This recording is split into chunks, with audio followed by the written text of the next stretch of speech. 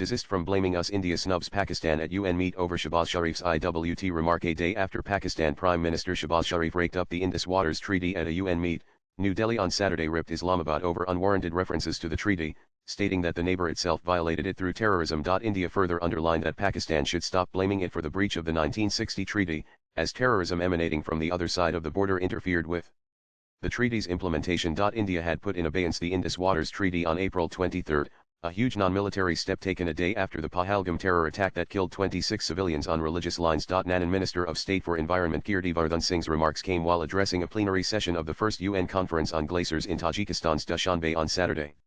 Shehbaz Sharif had raked up the Indus Waters Treaty a day ago on this platform, which was snubbed by India during its address. We are appalled at the attempt by Pakistan to misuse the forum and to bring in unwarranted references to issues which do not fall within the purview of the forum.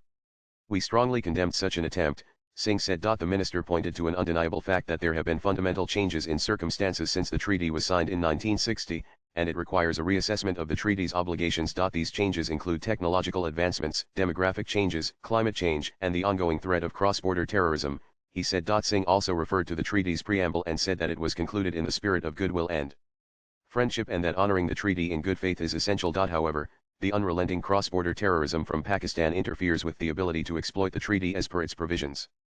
Pakistan, which itself is in violation of the treaty, should desist from putting the blame of the breach of the treaty on India, he said. Nanan addressing the International Conference on Glaciers Preservation on Friday, the Pakistani Prime Minister said that his nation would not allow India to cross the red line by holding the treaty in abeyance, which he alleged endangered millions of lives for narrow political gains. India's unilateral and illegal decision to hold in abeyance the Indus Waters Treaty, which governs the sharing of the Indus Basin's water, is deeply regrettable. Pakistani newspaper Dawn quoted Sharif as saying. Pakistan has earlier described India's suspension of the treaty as an act of war, with several of its politicians, including sitting and former ministers, issuing brazen threats to India on the matter. Swipe left for next video. The Indus Waters Treaty was signed between India and Pakistan in 1960 with the World Bank as a guarantor. The agreement regulates the sharing of the waters of the Indus River system between the two neighbors. With PTI Input's latest blogs.